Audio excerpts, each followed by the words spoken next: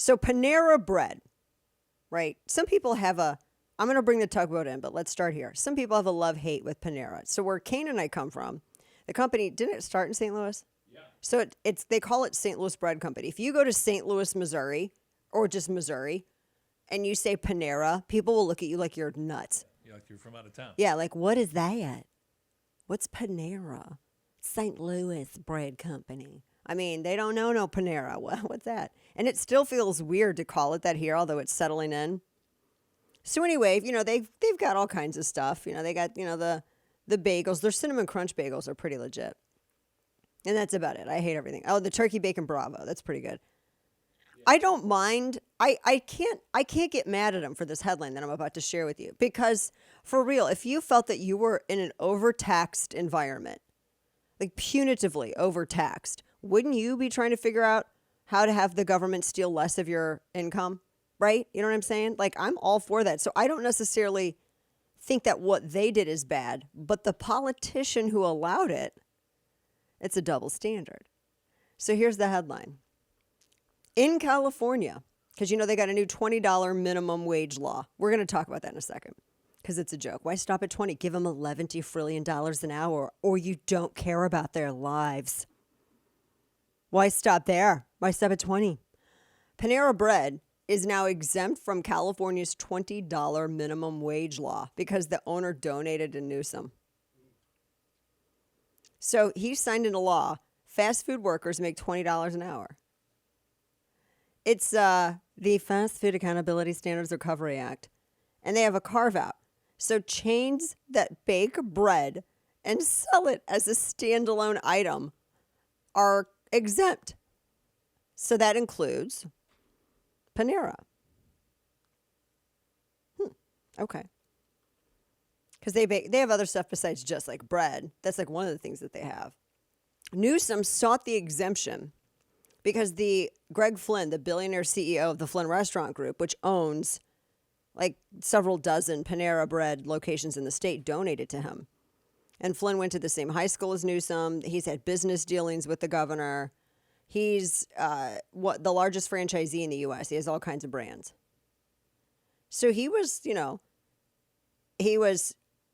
really pushing this. And the head of the National Restaurant Association, Michelle Korsmo, said everyone's scratching their head about the bread exemption.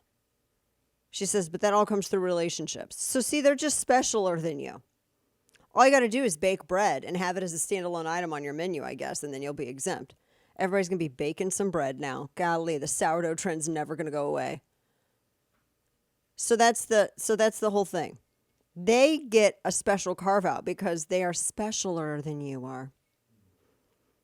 And that's just the way it goes, guys. You're just, I guess you're just not as special as Panera. You don't get those carve-outs. You don't get that special treatment. You don't get any of that. They're just specialer than you are. Panera. I mean, pay to play. That's exactly what this is. This is what happens when you have a one-party state, though. Yeah, everybody needs to start selling bread every single day now. They need to start doing that so they can have that carve out. That's what I would do. I'd be like, guys, we're going to also introduce bread. Yeah. Would you like to go to a restaurant? You can have an loaf of bread. Just have one. Just buy it as a standalone item. But the $20 an hour thing, the market supports that. And I love the argument that these people make. Well, if you really care about their lives, we're not going to call for the governor to reduce taxes or to stop spending. We just need people to pay more for basic everyday items. And then they bitch and moan because, oh my gosh, I can't believe a Big Mac costs $1 trillion. How did this happen? Maybe because you like task the people like pay like making it, they get $20 an hour.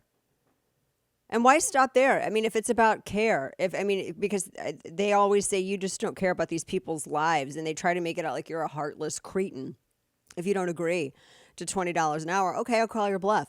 I guess I just care more than you. How about $1 million an hour? Oh, I'm sorry. You think that's too much? You think that's exorbitant? I don't think care for another's life is exorbitant. Seriously, when does it stop? Where do you draw the line? I mean, that's what the market determines. The market determines the value for these things. And I really don't trust the dude. Or like these lawmakers in California. Come on, y'all know that these people were born with silver spoons in their mouths. They don't know. You think they go to McDonald's? They don't. You think these fools go to Panera? No, they don't. They go to French Laundry when you're all shut up in your houses. That's where they go. Have you seen how expensive it is to eat there? Like, I like a good meal, but there's some things that out of spite, holy cow. Holy cow. Who makes, are angels making the food? Like, what? Do you have like actual like seraphim making the food? Chopping up the veggies for the salads? Like, what's happening back there in the kitchen? I don't know. So I just think the reason that these politicians support this type of stuff, especially in a one-party state, is because it shows you how far removed they are from everyday things. They don't know how much everyday items cost because these fools don't do everyday item stuff. Can you imagine? Gavin Newsom was in a Target and he was already having a meltdown. Man was there for 5 minutes and he's having a straight up meltdown. And you probably know he didn't even know where to go in the Target.